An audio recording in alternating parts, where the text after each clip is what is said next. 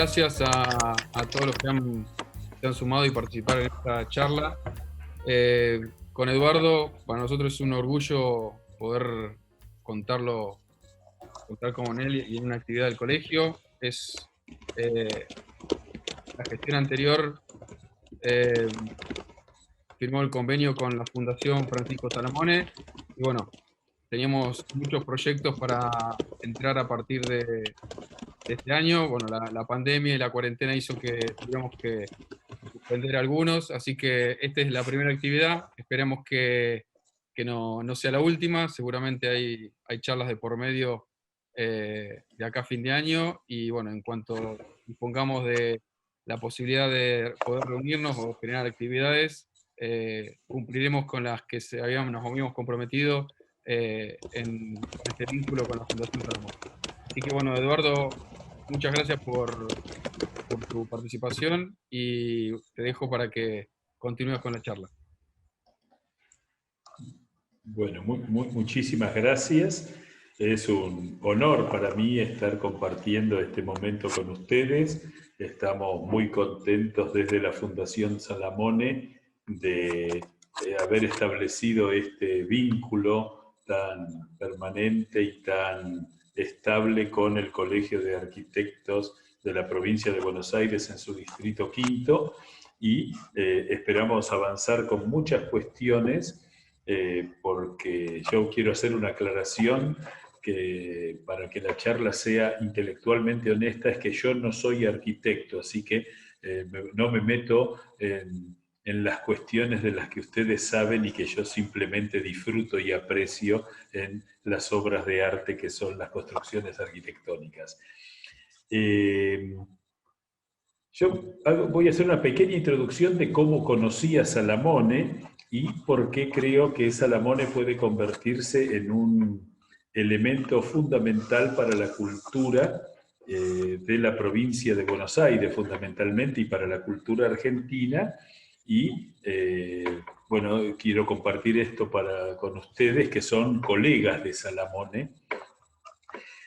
Yo suelo hacer visitas guiadas desde hace ya mucho tiempo, y un día estaba terminando una recorrida por el cementerio de la Recoleta y un par de arquitectos alemanes me preguntan: mire, usted debe ser el indicado, queremos saber algo sobre Salamone. Y yo había oído, esto fue en el año 2008, yo había escuchado hablar un ratito de Salamone alguna vez, pero no tenía mucha idea de quién era. Y entonces yo les digo esto y los alemanes dicen: porque nosotros hemos venido de Alemania a conocer su obra. Y ahí me picó un poquito. Entonces quedé con un amigo ese día en tomarnos un café ahí cerquita de la Biela, en la Biela, cerquita del cementerio, y me siento y le digo: che, Jorge, vos sabés que dos alemanes me acaban de preguntar, y me dice: ¿vos no conocés a Salamone? Y entonces le digo: no lo conozco, ¿qué pasa? No, tenés que conocerlo. Y la semana siguiente, que era Domingo de Ramos, uno tenía pocos compromisos por entonces, agarramos el auto, hicimos 3.000 kilómetros recorriendo la provincia de Buenos Aires y visitamos 70 obras hechas por Salamone a lo largo de 38 meses, en los cuales Salamone hizo 100 obras públicas, siendo el director de obra de las 100 obras, ¿no? Con lo cual ya ese dato, por lo pronto, es un dato contundente, un dato que a mí me impresionó mucho. Y entonces, a partir de ese momento, comencé a investigarlo desde la idea de que la arquitectura de alguna manera es la expresión de un momento histórico, de un momento cultural, de un momento económico, y descubrí que Salamone tenía algo que era verdaderamente muy fuerte. Yo, si ustedes me permiten, voy a ir compartiendo vamos a ir compartiendo algunas imágenes que me parece que son interesantes.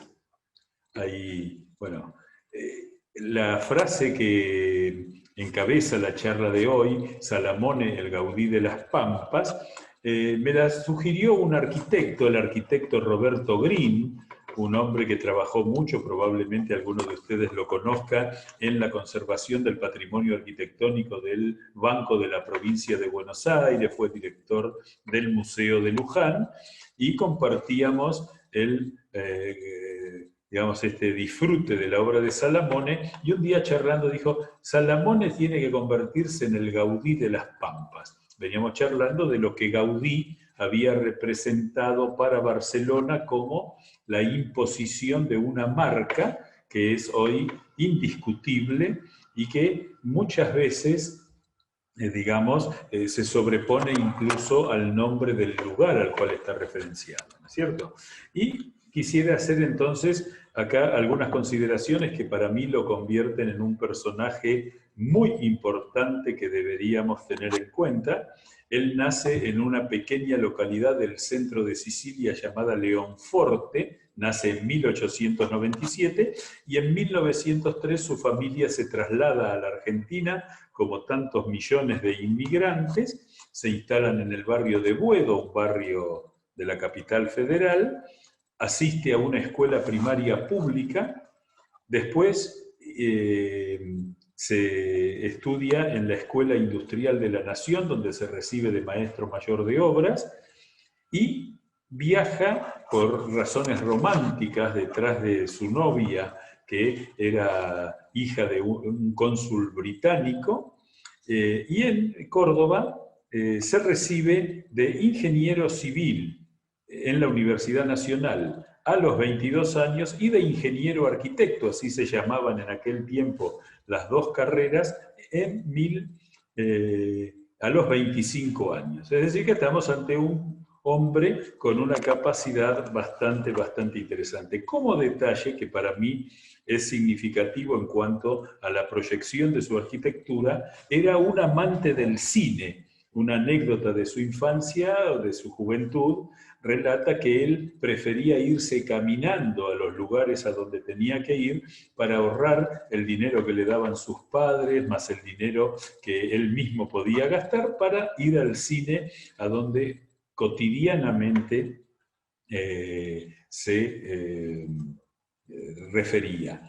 Un detalle, se ha hablado mucho de la posibilidad de que Salamone se haya inspirado en sus obras en la película de Fritz Lang, Metrópolis, así que ustedes saben que en la Argentina se encuentra la única copia original completa de la película que se puede conseguir a través de las redes, y es una película de la época del cine mudo y que fue proyectada cuando Salamone tenía 30 años, es decir, que sería una influencia propia de su tiempo como arquitecto. Él se radica en Córdoba, va a trabajar en Villa María, en Altagracia, en Cosquín, en Capilla del Monte, que es donde se ha descubierto obra. La Fundación Salamone en este momento está negociando, se paró por la pandemia, un convenio de colaboración con la Facultad de Arquitectura de la Universidad Nacional de Córdoba para hacer un relevamiento completo de toda su obra en la provincia. Hemos descubierto obras no registradas en Venado Tuerto, en Rafaela, en Paraná, en Santa Fe, pequeñas obras, pero que marcan, incluso hace poco tiempo se descubrió que fue su primera gran obra pública fue la Municipalidad de Las Varillas, una obra art déco bastante extraña, pero que ya muestra ciertos rasgos de, por lo menos, rupturismo en su obra. La consagración de Salamone se va a dar en los años de 1935 a 1940, donde trabaja en la provincia de Buenos Aires gracias al diseño de un plan de obras públicas descentralizado que promovió la provincia de Buenos Aires en la gobernación de Manuel Fresco, que a través de créditos del Banco de bonos que la provincia le entregaba a los municipios y que los municipios podían o descontarlos en el Banco Provincia o entregárselos a los contratistas, le daba la libertad a cada municipio para ir definiendo cuáles eran sus aspiraciones, digamos, sus necesidades de obra pública. Las dos grandes obras que él hace previo a este plan son el matadero de la ciudad de Villa María, que acaba de ser declarado Monumento Histórico Nacional hace 4 días, y la Plaza Centenario, donde Salamone, por un lado, hace un edificio muy audaz, hoy es sede de la Universidad Nacional de Villa María, el matadero, el viejo matadero, y por otro lado, la plaza Salamone hace allí un primer uso intensivo del material premoldeado, hormigón premoldeado, que le permite, entre el momento que firma el contrato para hacer la plaza, que cuenta con 4 fuentes, una en cada esquina, con pérgolas, con bancos, con farolas, con el pavimento de baldosa, la obra la hace en 28 días, con lo cual ahí fue como una demostración de genialidad a la vez que de una mente muy orgánica para el trabajo. En ese plan de obras públicas donde Salamone se lo ha tratado de desprestigiar a partir de que él tenía alguna relación política con el gobernador. Él era radical, Salamone había sido candidato radical en la provincia de Córdoba en 1931. No parece ser afecto al gobierno conservador de Manuel Fresco.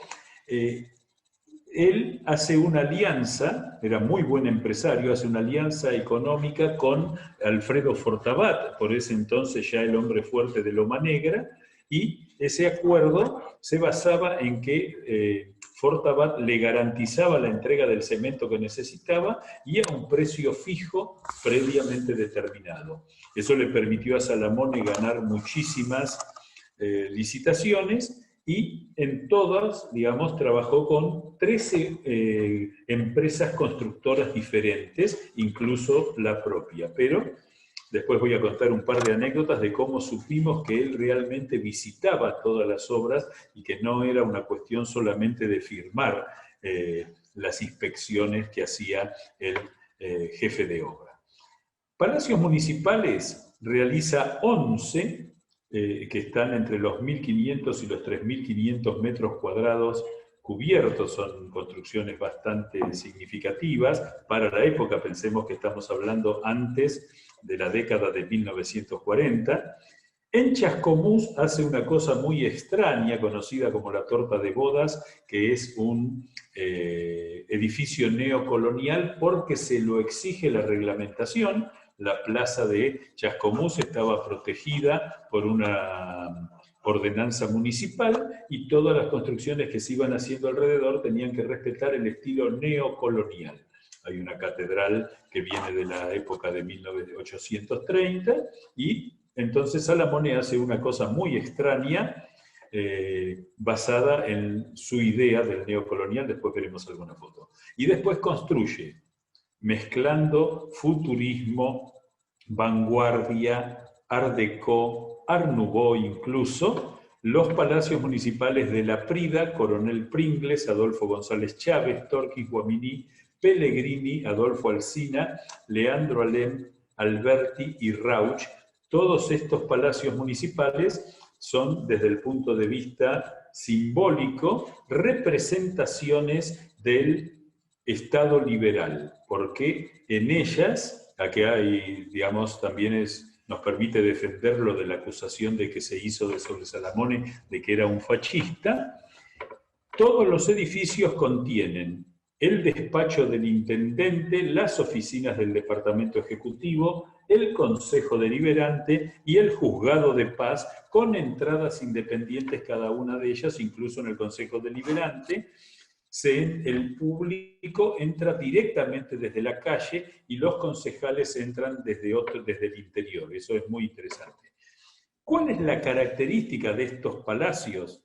En todos los casos, Salamone se propone implantar el Estado fuerte, típico de los años 30, el Estado Novo en Brasil, los estados fuertes en Europa, el mismo Estado intervencionista que caracteriza a la Argentina de la presidencia de Agustín Pedro Justo. Entonces, él se propone, en primer lugar, una fuerte ocupación del espacio público.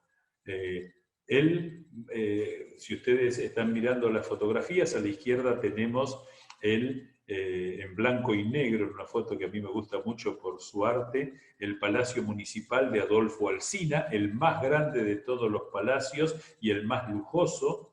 Tiene un salón de 20 metros por 12 sin ninguna columna, lo cual es toda una enorme audacia para su tiempo, con piso de parqué de roble de Eslavonia, exquisito, y ese edificio está puesto en una esquina de una gigantesca plaza. Después, al lado de ese, tenemos con esa enorme, digamos, semiesfera o semicircular planta, el Palacio Municipal de Adolfo González Chávez.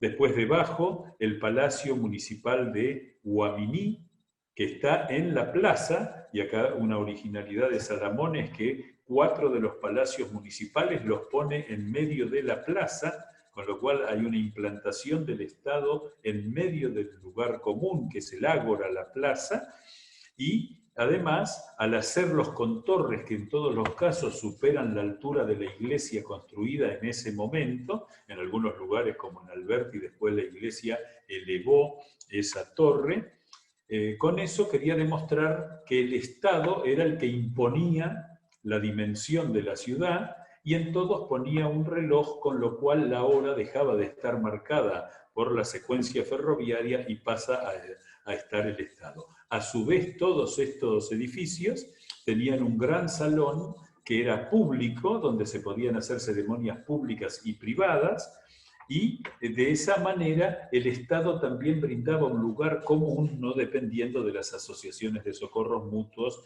Es decir, tenía un gran carácter de simbolizar la presencia de un Estado que hasta ese momento, si uno mira los palacios municipales previos en estos lugares, eran una casa más de las que rodeaban la plaza principal. Es decir, hay un cambio, hay un arquitecto de Coronel Pringles, el de Pringles es el palacio municipal que tenemos a la izquierda en la parte superior, que es una verdadera maravilla. Allí se crió bajo la sombra de esa torre el arquitecto Alejandro Carrafanc, que él decía que en su tiempo, para la gente de Pringles, haber cortado 1000 eucaliptus que había en una enorme plaza y haberlos talado para hacer el Palacio Municipal, había sido una cosa horrorosa y que la gente durante mucho tiempo se negaba hasta pasar por allí por el impacto que eso había tenido. Y casi en la parte central tenemos una fotografía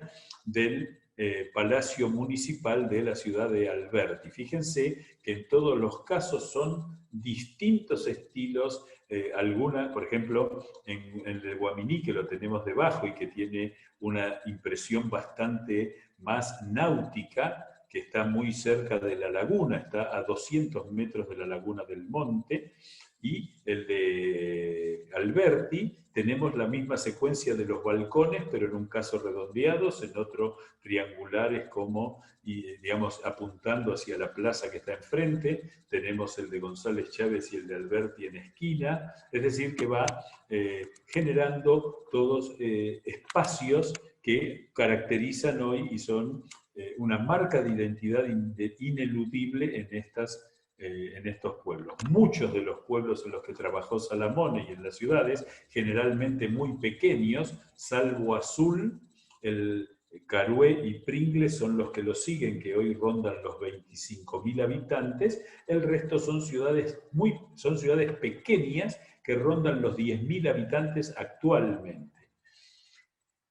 Salamone descubre que hay como 3 elementos en todas las licitaciones que se iban lanzando en esos planes de obras públicas, que les repito, los manejaba cada municipio, que era el Palacio Municipal, la imposición del Estado, el Palacio, el Matadero y el cementerio. Esto era bastante habitual.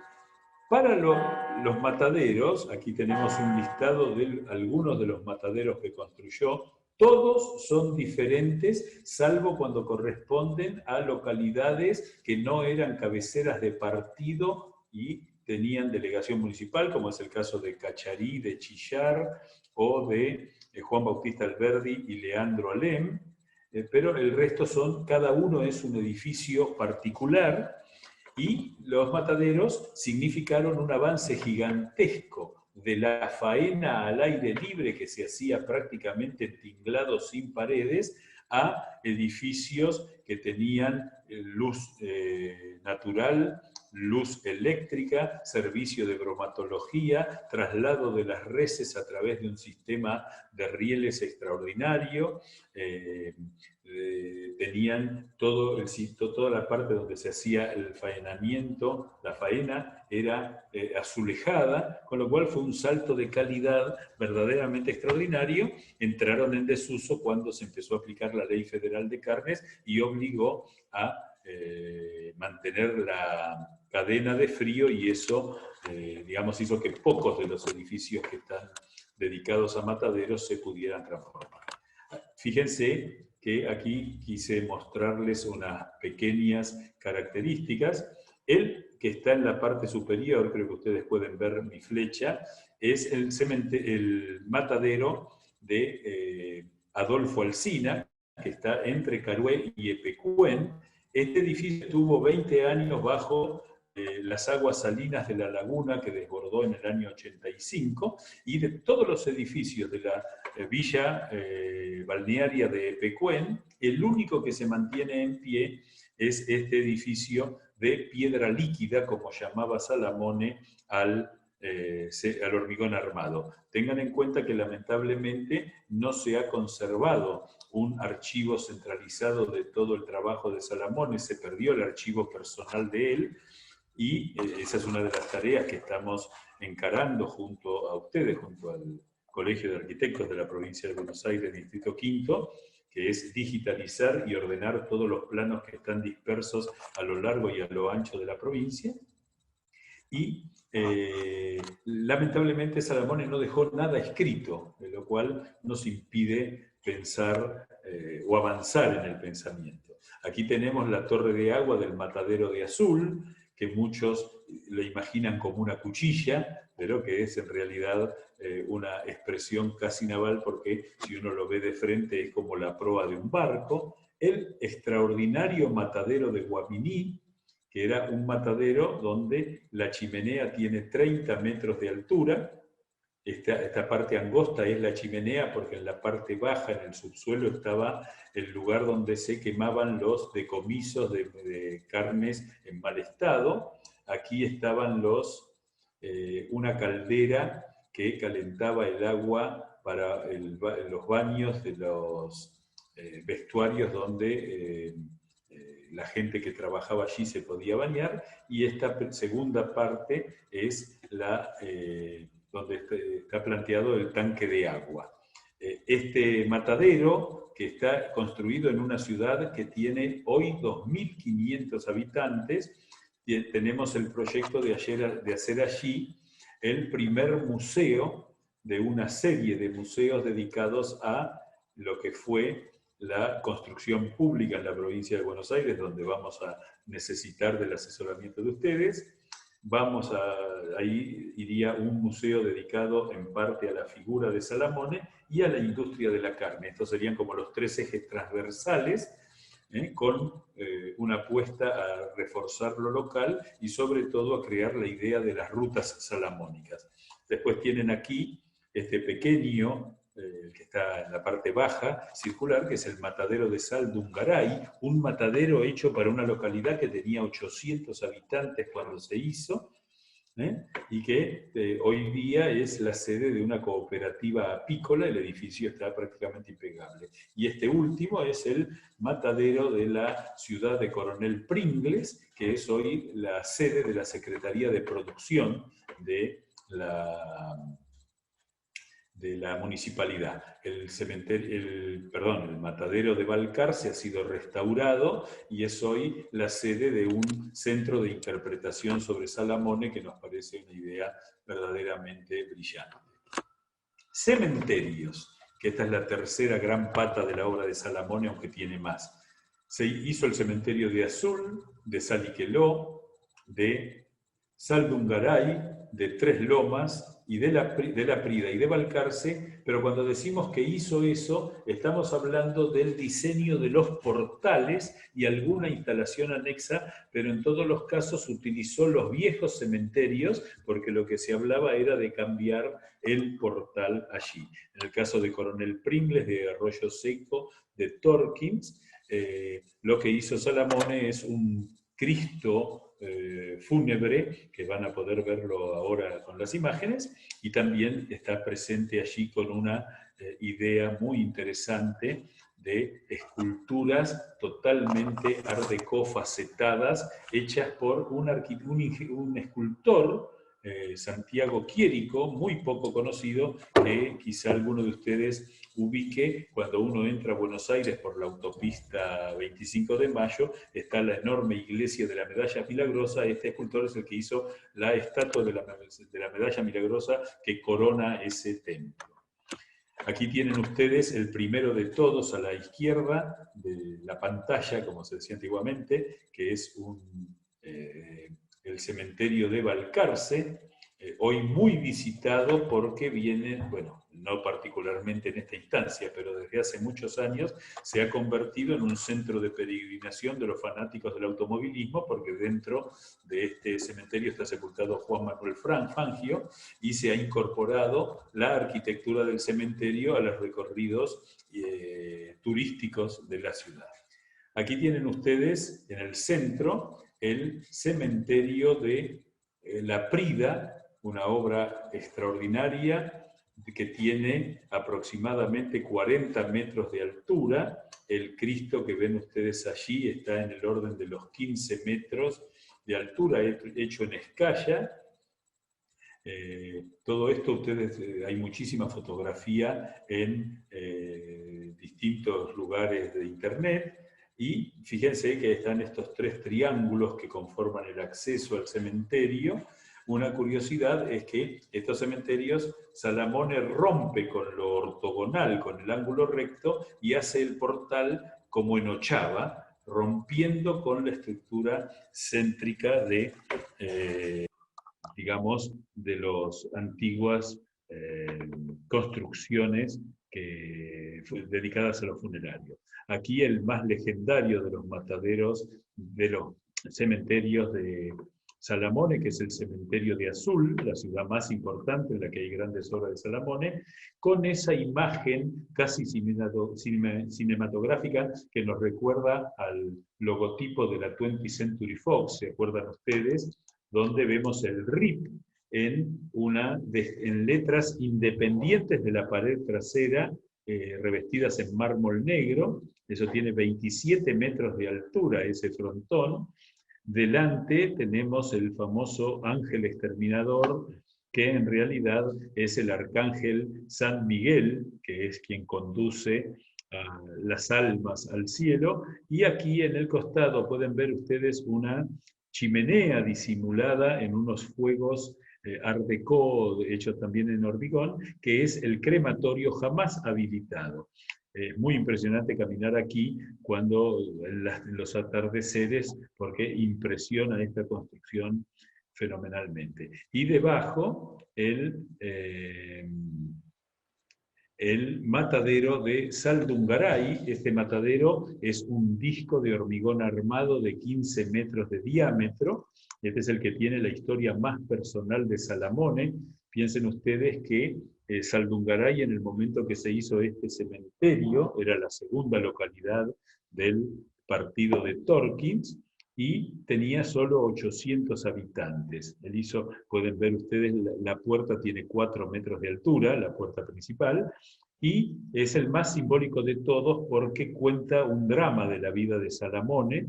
Salamone era jugador, entonces él pierde prácticamente su fortuna en las mesas de póker de diversas instituciones en Buenos Aires, en Mar del Plata.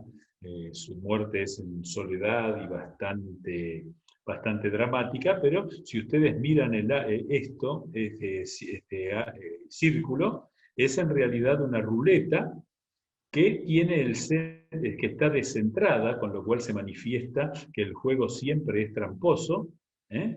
Y la cruz que representa el juego, vea un rostro de un Cristo que está como brotando de esa cruz, pero que en realidad es el intento de Salamone de brotar. Fíjense que en el caso del cementerio de La Prida, ahí tenemos el Cristo totalmente fuera de la cruz. Y bueno, la metáfora es que detrás, digamos, la cruz es el juego, y lo que sabe Salamone es que si no logra salir del juego, lo que está detrás, lo único que le espera es la muerte. Es muy impresionante estar en este lugar. eh, Se los va conservando razonablemente bien, aunque hay mucho para hacer. Después hizo una enorme cantidad de delegaciones municipales: Leandro Alem, Tres Lomas, Juan Bautista Alberdi, Miranda, Cuartel Séptimo, El Dorado. Todo esto, la obra de Salamone está dividida, esto es arbitrario, no es que Salamone lo hizo así, pero para tener una rápida idea, tenemos 4 comarcas: una comarca norte que abarca Alberti, Pilar, Escobar, Bedia, Alberdi y Leandro Alem; una central, una comarca salamónica del centro, que es Azul, Rauch, Balcarce y Chascomús; una comarca del sur, que es Coronel Pringles, Adolfo González Chávez, La Prida y Torkins, con las grandes obras en Saldungaray; y una comarca del oeste, que es los 5 partidos de Pellegrini, Tres Lomas, Saliqueló, que originalmente eran un solo partido, Guaminí y Adolfo Alsina, Carué. Acá tenemos, bueno, fíjense que son una gran cantidad de delegaciones municipales, y acá tenemos algunas fotografías interesantes que nos permiten ver, por un lado, el estilo neocolonial de Salamone, bastante sencillo, con la simpatía de que las columnas no llegan al piso, es decir, estos edificios en general están en las delegaciones municipales donde Salamone hizo la municipalidad. Aquí tenemos esta, que es la única delegación municipal rural Cuartel Séptimo en Rauch. Esta construcción está a 60 kilómetros de tierra de la ruta de asfalto más cercana. Es muy, muy impresionante eso. Está en perfecto estado, habitada hoy, y ahí tenemos pensado también instalar como incentivo algún centro de interpretación de la obra de Salamone. Esta es la delegación municipal de la ciudad de Saldungaray, ya vimos 3 obras de Saldungaray allí, y esto que hoy es la municipalidad de Tres Lomas, originalmente era la delegación municipal de Tres Lomas, que dependía de Pellegrini. Hizo hospitales, escuelas, mercados, un corralón, hospital en Rauch y Coronel Pringles, un mercado en Saldungaray y en González Chávez, una escuela en Balcarce, una fachada de escuela en Alberti, y en La Prida hizo un corralón. Es decir, fíjense la ductilidad. Todo esto es simultáneo, ¿no? Aquí tienen ustedes algo que es muy curioso, hoy lo hemos dejado de lado, pero también hace los monumentos en muchísimas plazas, y siempre hay algún motivo eucarístico, como detalle muy curioso de la vida de Salamone. Él era íntimo amigo del arzobispo de Córdoba, Monseñor Fermín Lafite, y murieron los dos el mismo día, a la misma hora, en Buenos Aires. Una cosa muy, muy impresionante. Hago alusión a esto porque si ustedes miran, acá tenemos una espadaña sin campana, por supuesto, y este círculo así de plano de hormigón con revoque grueso es muy común en la obra de Salamone, y nos permite hablar de una cierta visión eucarística en algunas obras, sobre todo en las fuentes que se impusieron en algunas plazas. Este es el ala que Salamone remodeló del hospital de Rauch, y esta es un ala que construyó en el hospital de la ciudad de Coronel Pringles. Después hizo plazas y parques en muchísimos lugares: Pellegrini, Coronel Pringles, Guaminí, Torkins, Azul, Alberti, me falta, acabo de ver que no está la plaza de Villa María, que fue la primera, y ahí se puede ver, este es el ingreso al Parque Municipal de la ciudad de Alberti. Está exactamente este mismo ingreso a un parque en Venado Tuerto, un descubrimiento que tiene un par de años nomás. Esto que estamos viendo en el centro es la Plaza de Azul, donde Salamone hace unas baldosas romboidales con las que crea este efecto muy parecido en Art Deco a lo que son las ondas de las ramblas de Copacabana en Río de Janeiro. Y la peculiaridad que tiene esto es que cuando uno camina por medio de estas figuras que están allí, empieza a tener la sensación de que se va a caer y empieza a agacharse. Es un ejercicio para divertirse con algunos amigos, les aseguro. Aquí tienen ustedes, esta es la plaza de la ciudad de Tres Lomas. Salamone diseña los canteros, para cada plaza los diseña diferentes, hace farolas, ahí por lo menos hemos detectado hasta ahora 29 modelos de farolas diferentes, y en esto creemos que Salamone de alguna manera intuye el carácter de cada uno de los pueblos, porque, por ejemplo, Tres Lomas, que es una localidad muy, muy alegre, muy progresista, con mucha vitalidad, a pesar de ser pequeña, las farolas van hacia arriba. En Guaminí, que es todo lo contrario, las farolas van para abajo. En Coronel Pringles, que es una ciudad muy conservadora, son absolutamente rectas. En Azul, que es la ciudad más grande y la más progresista de todas, hace unas farolas que son prácticamente psicodélicas. Todo esto es 1936-1940. ¿Por qué creemos que lo de Salamone es algo que tenemos que tomar en serio desde la arquitectura y desde la cultura de la provincia de Buenos Aires y de todo el país? Nos basamos en estas ideas. La arquitectura como historia hecha piedra. Cuando uno ve esos edificios, está viendo el tiempo en el que fueron construidos. No es nada, digamos, extraordinario lo que estoy diciendo, pero esta es una frase que me dijo alguna vez Carrafán y que a mí me quedó pegada. La arquitectura es historia hecha piedra. Después, esto, digamos claramente, permite entender la arquitectura como parte de la cultura de un tiempo y de un espacio. Muchas veces la arquitectura es visualizada como algo meramente utilitario y no como una expresión cultural en estos lugares donde tienen estas obras extraordinarias, pero como son las que tienen en su pueblo, no son demasiado visualizadas.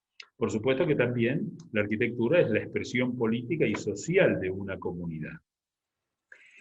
Salamone, en esa obra de 100 trabajos, de 100 construcciones, que incluyen además ramblas, plazas, farolas, un detalle, hoy cuando charlamos con José María pensamos en, digamos, acotar los temas, pero en cada una de las municipalidades Salamone hace los artefactos eléctricos, diseña los artefactos eléctricos, diseña los muebles, diseña, por ejemplo, los bancos de cada uno de los consejos deliberante.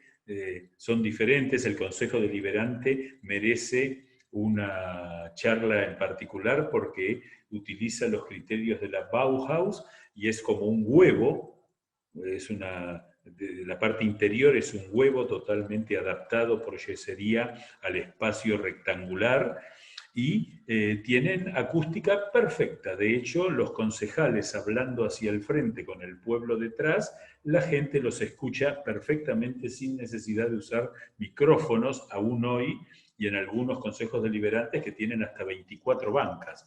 Es algo impresionante. Entonces, Salamone en esos tiempos y en todos estos partidos de la provincia que les he marcado, abarca en proporción a su territorio 1/3 del territorio provincial. los edificios, las torres han marcado hasta las rutas. Por ejemplo, cuando se tuvo que trazar la ruta 51 pavimentada a Bahía Blanca, se tomó para hacer el eje de 12 kilómetros de la ruta. El eje se tomó desde la torre de la municipalidad de Coronel Pringles, que queda marcada como un hito en La Pampa. Son 20 partidos, son 30 ciudades y pueblos y constituyen, a nuestro entender, que aquí es donde creemos que la idea del Gaudí de las Pampas puede funcionar, porque es la única marca arquitectónica que uno puede encontrar como un elemento unificador. De hecho, cuando después de mucho tiempo y de discusiones y de presentaciones se logró que en el año 2014 fuera declarada la obra de Salamone en su conjunto, prácticamente todas, 57 obras en la provincia de Buenos Aires, como monumentos históricos nacionales, monumentos artísticos nacionales, se logró algo que el patrimonio argentino se negaba, quizá es por la falta de un manejo multidisciplinario, que era declarar una obra de autor. Es decir, quizá cada edificio de Salamone no tiene valor para ser un monumento histórico nacional, pero el conjunto claramente lo amerita, y fue la declaratoria de un solo arquitecto más importante de la historia del patrimonio argentino, y estamos orgullosos de haber participado en ese debate. En el Distrito Quinto tenemos algunas obras de Salamone muy específicas. Nos acompaña desde Alberti Raúl Calderaro, que es el delegado de la Fundación Salamone allí. Es un gran amigo que desde el principio de nuestras recorridas hemos conocido, y es un hombre que se ha dedicado al patrimonio en una forma extraordinaria. Tenemos el Palacio Municipal de Alberti, la Plaza General Arias de Alberti, la Escuela de Enseñanza Media de Alberti, que es una fachada que hizo sobre un edificio preexistente, que es el lateral de un portaaviones. Es una cosa extraordinaria, porque ahí uno descubre que Salamone da para lo que él se propone. El pórtico del Parque Municipal de Alberti, hay obras en el cementerio de Alberti, el cementerio de Pilar, parcialmente demolido, lamentablemente, pero que se conservan dependencias internas y el Cristo de la fachada que fue demolida, la delegación municipal de Escobar, que fue convertida en municipalidad cuando Escobar se separó de Pilar, y que hace un par de años se le hizo el proyecto original completo, si bien no con la calidad de construcción de Salamone, sino más moderno, pero se siguió esa visión de Salamone. Y por supuesto hay todo un patrimonio a descubrir, sobre todo en lo privado, porque en Azul, por ejemplo, se han descubierto casas, se han descubierto bóvedas en el cementerio, construidas por el propio Salamone, o por lo menos diseñadas por él. En este sentido, creemos que es mucho lo que se puede hacer, y en el Distrito Quinto tenemos para trabajar la obra de Salamone con toda claridad.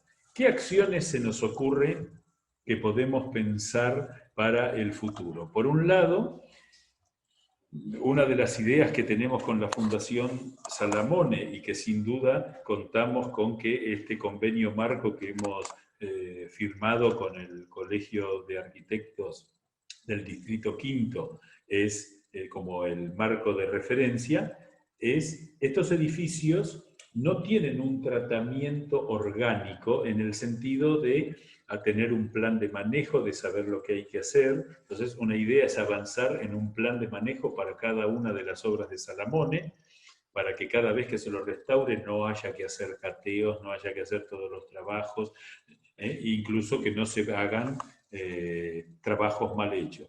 Por eso creemos que lo que hay que tender es a una restauración permanente de la obra de Salamone.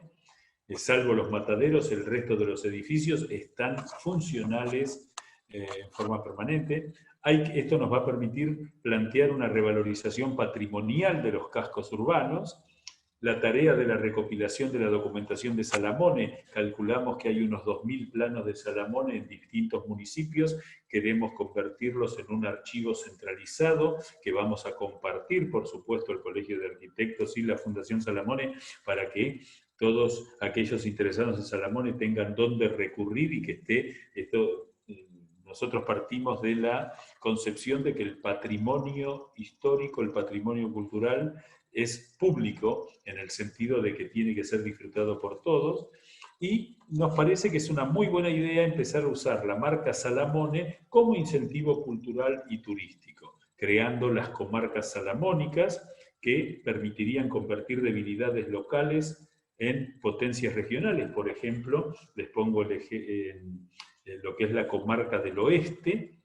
Tenemos preciosos lugares como Saliqueló, pero con una capacidad hotelera muy acotada. Huaminí no tiene ninguna posibilidad de alojamiento, tiene un par de pensiones con 2 habitaciones.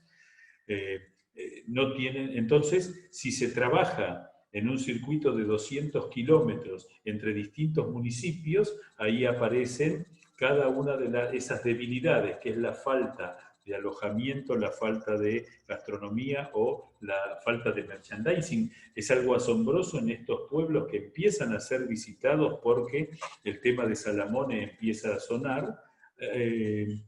No hay ningún tipo de merchandising, ni una postal, ni una reproducción en cerámica. Bueno, todo eso está por desarrollar. Y fundamentalmente crearlo esto a partir de una red asociativa pública-privada de recursos que se vayan complementando. Nosotros estamos charlando con algunos intendentes con los cuales hemos firmado también convenios de colaboración, con la finalidad de que esto tenga un marco legal y que, así como existen otro tipo de circuitos, convertir a la arquitectura en la expresión de la cultura de una región y que eso sea una atracción turística para que se permita allí. Bueno, esto es ha tratado de ser una presentación genérica de lo que es Salamone. Yo ya me imagino haciendo otra charla con todos los muebles y los artefactos eléctricos de Salamone. Les quiero contar, por ejemplo, en La Prida han restaurado la torre de la municipalidad, que tiene 42 metros de altura, y se ha convertido en un mirador, y hoy día es una atracción turística porque toda la gente que pasa por La Prida sube hasta allí y desde la torre a 4 kilómetros con telescopios se mira el matadero de Salamone, que además ahora están terminando de hacer la iluminación para que se vea de noche y incorporar esta atracción turística. El matadero que quedó, digamos, ahora descubierto por las aguas que se retiran de la laguna de Pecuén, ha sido utilizado para publicidades internacionales y para videoclips de extraordinarios músicos que aparecen, digamos, préstenle atención y los van a ver. Es una meca hoy del ciclismo, de ese ciclismo que se utiliza,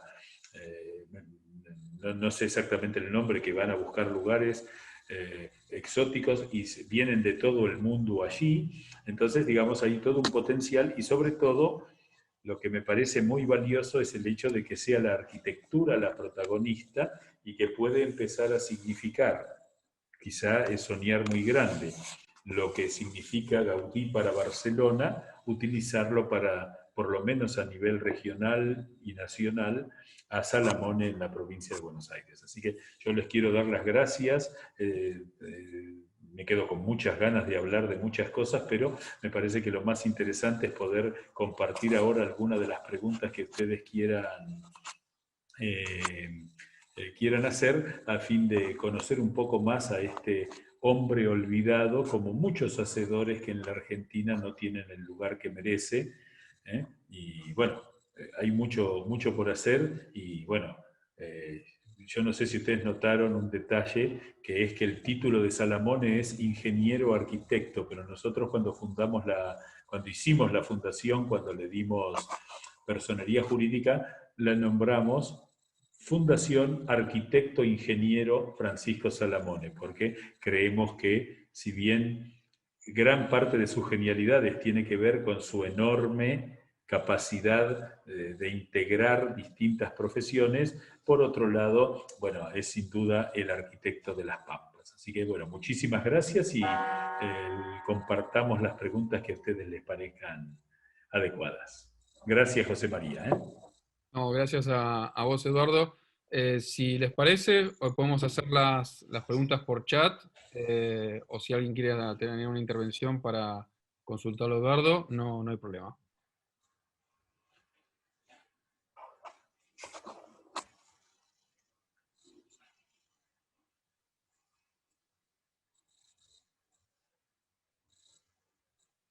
Está autorizada toda opinión contraria a Salamone, ¿eh? Digo, no hay que...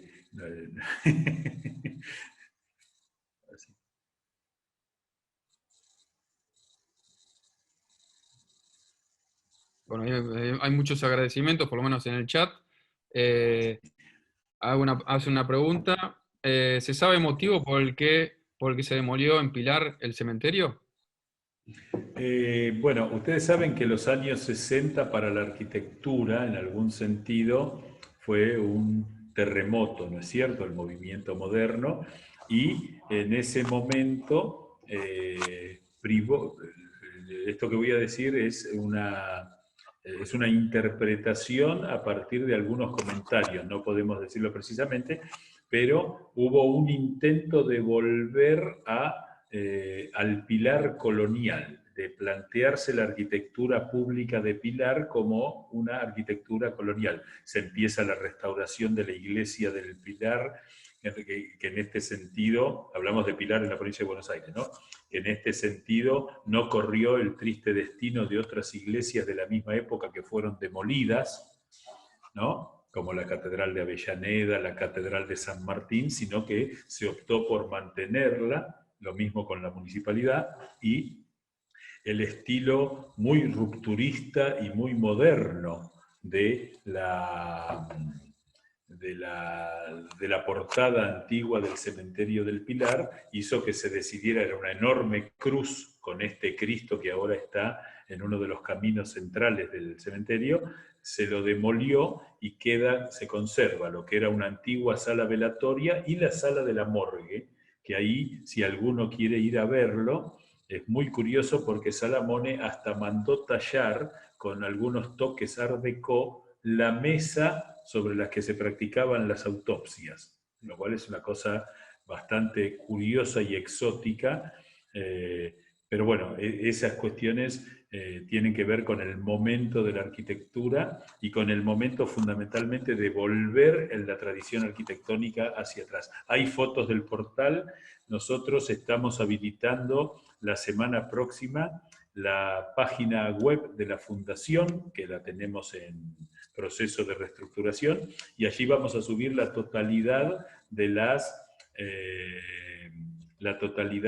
las fotografías que tenemos, ¿no?, porque creemos en esta idea de que eso es patrimonio público. Bueno, hay otra pregunta más relacionada a eso, si existe documentación en planos, y bueno, lo que contestaste recién sobre las fotografías, para poder restaurar esa situación en Pilar.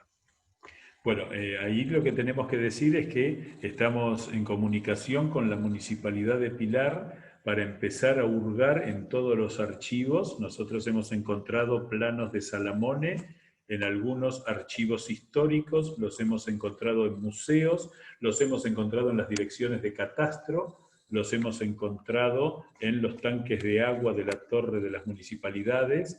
Entonces, digamos, hay que hacer una lenta búsqueda, pero hemos encontrado mucho más de lo que creíamos que existe. Así que tenemos la esperanza de que sí existe. Y ahí hay una pregunta que me parece muy interesante que tiene que ver con el trabajo de la Comisión Nacional de Monumentos. Nosotros trabajamos con la Comisión Nacional de Monumentos. No es fácil trabajar con la Comisión en el sentido que es un organismo que carece de autonomía funcional y carece de presupuesto. Ustedes saben que cuando la Comisión Nacional decide hacer una obra, depende de que el Ministerio de Infraestructura o el Ministerio de Planificación, según cómo se llama, el Ministerio de Obras Públicas, aporte el dinero para hacer la obra, ¿no?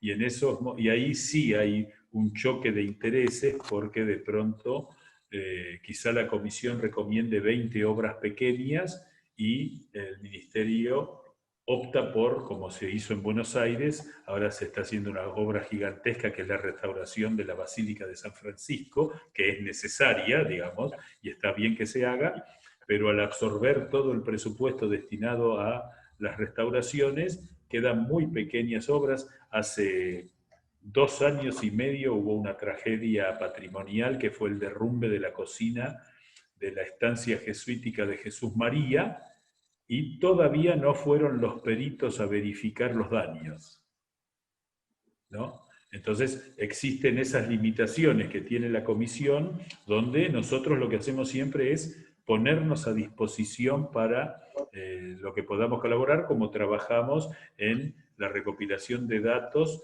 que llevaron a declarar 57 obras de Salamone como Patrimonio Histórico Nacional.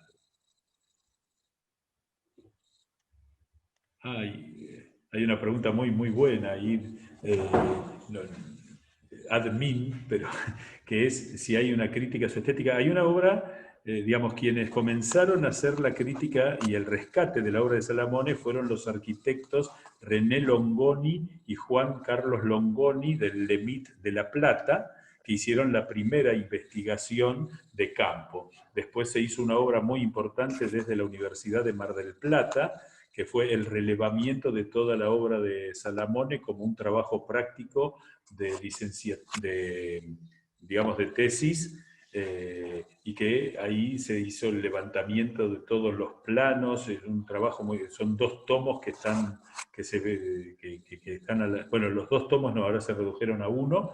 Ese trabajo se hizo y digamos, lo que se ha hecho es una comparación con la obra. No conozco que haya alguna tarea hecha con Roberto Pérez, arquitecto de Lobos y Salto. Se la ha hecho la comparación con el estudio de arquitectura Marseillán Hermanos de Bahía Blanca, que hizo 30 obras. Este plan de obras públicas en el que Salamone hace 100 obras, fueron 400 obras públicas en toda la provincia en 4 años. De esos 400 obras, 100 le correspondieron a Salamone y 30 a este estudio Marseillán que hizo la Municipalidad de Pigüé, hizo las delegaciones municipales de Urdampilleta y Pirobano, hizo el Teatro Municipal de Olavarría, que es la obra más grande que hicieron. Después hicieron la Municipalidad en 25 de Mayo, es decir, hicieron varios, pero no sé hasta ahora de digamos, un trabajo profesional de comparación con otros arquitectos, ¿no? Pero sin duda es interesante poder empezarlo, ¿no? Ahí Graciela Baroldi habla de una película que dio el CEPAU, sí, Mundo Salamone, creo que se llama la película, y el Salamone es para recorrerlo. Yo a veces canso un poco a mi familia, pero, por ejemplo, de demorarme en Olavarría un par de horas para entrar en Pringles cuando el sol da detrás de la torre y ese tipo de cosas. No hay que seguir este tipo de consejos, simplemente cuento las cosas que permite eso, o por ejemplo una noche de luna llena, estar en el cementerio de Saldungaray. Son cosas incluso impresionantes. Este año íbamos a hacer el día de la...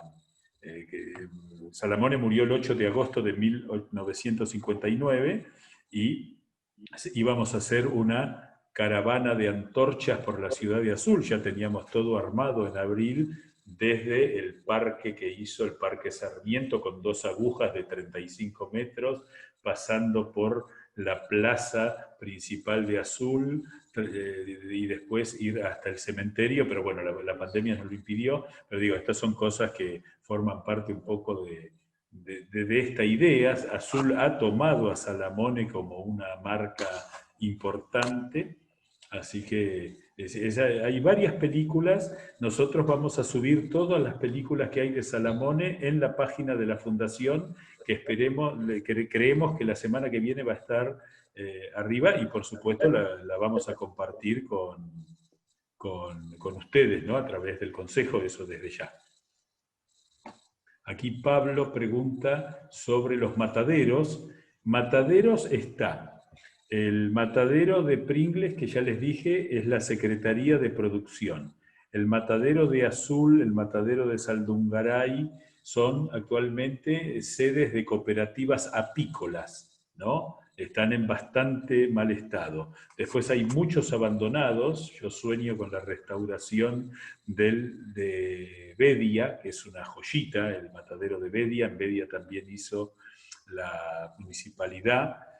Ahí tuvimos, digamos, a veces, y esto tiene que ver con lo que me preguntaban de la comisión, a veces uno tiene que enfrentar algunas discusiones. Nosotros presentamos un recurso de amparo contra la obra de transformación de la plaza que había hecho Salamone en Bedia, y nos declararon personas no gratas en el pueblo por declaración del Consejo Deliberante, porque se paró la obra en la mitad. Ahora, por suerte en la provincia de Buenos Aires, todo lo hecho por Salamone está declarado monumento, patrimonio histórico provincial, con lo cual cualquier obra que hay que hacer tiene que pasar por patrimonio.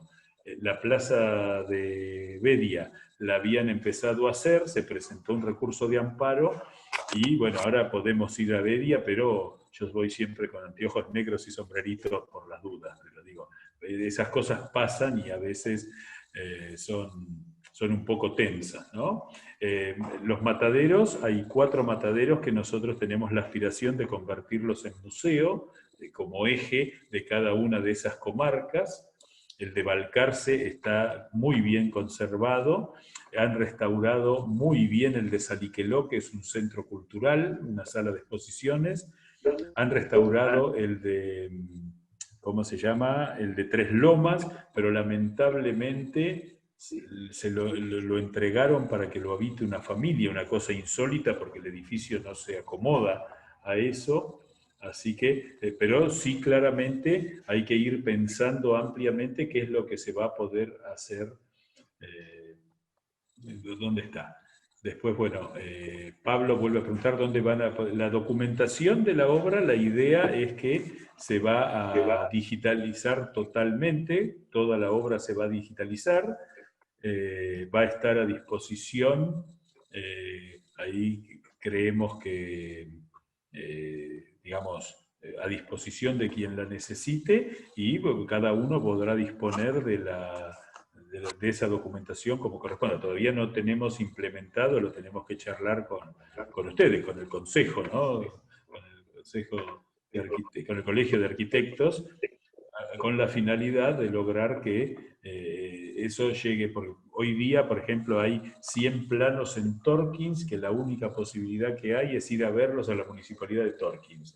O el Museo de la Prida tiene 120 planos. Bueno, la idea es todo eso que se convierta en algo de mucho más fácil acceso público, ¿no? Ahí Oscar pregunta yo creo que, bueno, la intención, acá, bueno, es José María el que tiene que contestar, pero nuestra idea es comenzar a trabajar en conjunto para ir publicando todos los avances que se hagan y poner a disposición de todo. Ahí me dicen que Longoni trabajó la obra de Pérez. Bueno, yo no sabía que lo había hecho. En el año 30 estábamos en mejor posición económica. Sí, pero también es cierto que había una aspiración de construir en lo público para que quedara en varias generaciones. O sea, no solo es una cuestión, porque, por ejemplo, eran bonos que entregaba el Estado para construir las obras a pagar en 20 años, y bueno, era interesante. ¿Cómo hacía? Ahí hay una pregunta de Mauricio muy interesante, porque era piloto. Bueno, entre las excentricidades de Salamone, yo aspiro un día a hacer un documental de la vida de él, particularmente, es uno de los primeros pilotos, no de los primeros, pero en los años 30 él era piloto de su propia avioneta, era un excéntrico. Y como particularidad, todo esto surgió a partir, lo hemos hablado con la familia, yo fui muy amigo de uno de los hijos de Salamone que murió en el 2012. La idea, Salamone, digamos, había algo que no cerraba, que era que el mismo día Salamone había estado en González Chávez y en Torkins. Los diarios reproducían la visita del arquitecto y no había ningún tren ni ninguna posibilidad de vínculo porque no había ruta siquiera. Bueno, ahí hablando, resulta ser que él volaba y por eso la mayoría de las obras de Salamone tienen una fachada superior. Uno pasa en avioneta por el Matadero de Azul y es un gorro de tambero. Uno pasa por arriba del matadero de Saliqueló y es la cabeza de un toro. Por supuesto, digamos, con las limitaciones de las formas. Pero esta idea de Salamone de tener una vista superior, así que él iba y visitaba las obras en avión, tuvo un accidente aéreo. Esto en realidad lo del accidente aéreo es una hipótesis que tenemos porque si uno mira la municipalidad de La Prida como un avión que se estrelló de punta y la torre como la parte trasera y la cola, es perfecto, ¿no? Es algo asombroso. Y lamentablemente hay quien nos ha dicho que tuvo un accidente, pero en la Junta de Accidentes de la ahora Administración Nacional de Aviación Civil no hemos encontrado nada. Así que, pero por ejemplo, detalles de cómo trabajaba. Jamás hablaba con los obreros, Salamone, que tuvo que lograr entrenar cerca de 4.000 obreros para trabajar simultáneamente en toda la provincia en 100 obras, el hormigón armado, que en 14 de las 20 ciudades de partidos en los que trabajó, no existía ninguna obra de hormigón armado antes, es decir, esa gente no sabía cómo se hacía el hormigón armado. Entonces, él iba y hablaba con los capataces. Yo hablé con 4 albañiles que trabajaron en la obra de Salamone y los 4 contaron lo mismo. Jamás nos dirigió la palabra. Él bajaba con sus anteojos negros, lo cual remite también a esta idea de las estrellas de Hollywood de los años 40, los años 30, y él no hablaba con el personal. Con los obreros, hablaba con los capataces y era un hombre altamente metódico, altamente obsesivo. Hay una anécdota, que es una obra posterior, él hace un ala de 8 aulas en el colegio Michaelham, en Vicente López, en el año 49, que las hace a pedido de las monjas, ahí iban sus hijas, él vivía como un verdadero millonario, cada uno de sus hijos tenía una institutriz, es decir, fue un hombre de muchísima fortuna, y la única condición que le puso a la monja, que era la superiora del colegio, es que durante 2 meses no quería ver a ninguna monja, tenía un carácter, y durante esos 2 meses hizo las 8 aulas, es decir, a él le entregaron el lugar el 28 de diciembre y el 28 de febrero entregó terminada la obra, que es una obra sencilla, les diría sin ninguna, yo no he percibido ninguna originalidad, salvo las rejas que dan a la calle, que en la parte superior son flamígeras, como si fueran llamaradas, y una de las monjas de allí me dijo, es que era un hombre del infierno. De hecho, que la conocía. Y de hecho, lo que es muy interesante es que hay una película, Historias Mínimas, Historias Extraordinarias, de Mariano Ginás, una película que dura 7 horas, que le dedica un capítulo al hijo del demonio, que es Salamone. Fue la primera película que se proyectó en un cine donde está la obra de Salamone como eje central. Es muy, muy bueno. Así que, digamos, hay muchas anécdotas. Yo espero que podamos reunirnos después en forma presencial, incluso que podamos recorrer la obra, porque yo cada vez que la recorro con gente que sabe, descubro muchísimas cosas. Para que ustedes vean el grado de obsesión de Salamone, hay algo que es muy increíble, que fue que él diseñó los mingitorios para los baños de las municipalidades. E hizo todo el trámite para aprobarlo en obras sanitarias, y son unos mingitorios rarísimos, y que los hizo para que fueran los mingitorios de Salamone. Y bueno, todo el tema de los artefactos eléctricos. Y otra cosa que era muy, muy significativa es que con el color de los pisos va marcando el uso de cada piso. Entonces, si usa calcáreo verde, es para los empleados municipales sin acceso público. Si es calcáreo amarillo, es una sala de empleados municipales, pero que puede acceder el público. Si el pasillo es verde con baldosa verde, es para circulación interna de empleados y funcionarios públicos. Si el pasillo es amarillo, es de circulación pública. Si es negro, son las escaleras. Si es de algún otro color, es el salón gigante, y así va marcando.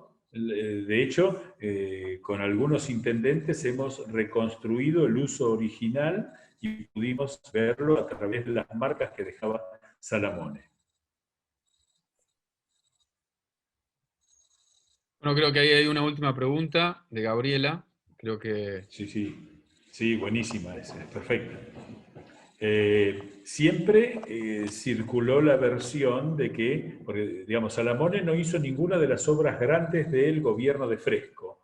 Las obras grandes del gobierno de Fresco las hizo Alejandro Bustillo, que fueron el Casino de Mar del Plata, el Hotel Provincial, la Municipalidad de Mar del Plata, algunas otras obras. Entonces, eso es cierto y circulaba. Lo que Fresco dispone, lo construye Salamone. Cuando Fresco pone un ladrillo, lo llama Bustillo. Eran dos frasecitas que circulaban y que están en algunos de los periódicos de las zonas que están allí, así que... Pero bueno, lo último que yo quisiera decir es que contamos con ustedes para que nos ayuden a esta revalorización arquitectónica que tiene que ver con, digamos, cada pueblo de nuestras pampas tiene una arquitectura extraordinaria. A mí Alberti me gusta mucho porque está cerquita de Buenos Aires y porque tiene una iglesia neocolonial, una escuela Art Deco, todo frente a la plaza, y una estancia frente a la plaza, que es la vieja estancia de los Bacareza, que cuando se hizo el loteo, quedó la estancia frente a la plaza. Y todo eso, a veces, la dimensión local no lo dimensiona como algo fantástico y que además hay que preservar para las generaciones que vienen. Incluso tienen un museo de uno de los grandes pintores del siglo XX argentino allí, que es Raúl Loza, y todo eso está en 400 metros, ¿no? Y en cada pueblo pasa lo mismo. Yo no he entrado en ningún pueblo de la provincia de Buenos Aires en el que no me haya ido con las ganas de ponerlo en valor para que lo puedan disfrutar quienes viven principalmente, pero además quienes pasamos por ahí, ¿no?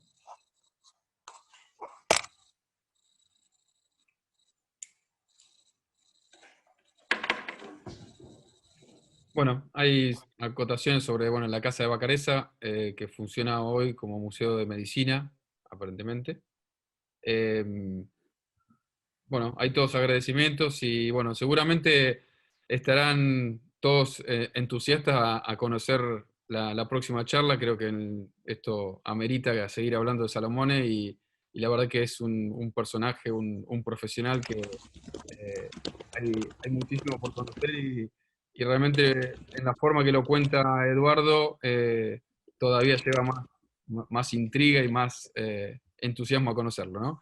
Así que te dejo tus últimas palabras, Eduardo. Agradezco a todos la participación y el respeto en toda la charla. Y bueno, seguramente vamos a tener en los próximos meses una nueva charla y contesto una de las preguntas que un poco iba hacia el colegio. Sí, la documentación se va a digitalizar 100% en el Distrito 5 y seguramente con toda esta documentación nosotros no nos vamos a quedar quietos y se editará alguna documentación para ser entregada a los arquitectos del distrito y que quede como un documento público. Bueno, yo les agradezco que en estas circunstancias hayan estado tan respetuosamente aquí. Bueno, espero que prontamente nos podamos encontrar con algún asadito, alguna cosa así, que es mucho más amable para hablar de arquitectura y que, sobre todo, les agradezco que me permitan compartir este deseo de que el patrimonio lo convirtamos en algo tan cercano a cada uno de nosotros que se haga fácil poder conservarlo, ¿no? Así que bueno, muchísimas gracias y un abrazo a todos ustedes y a disposición para cuando podamos encontrarnos, ¿eh? Muchas gracias.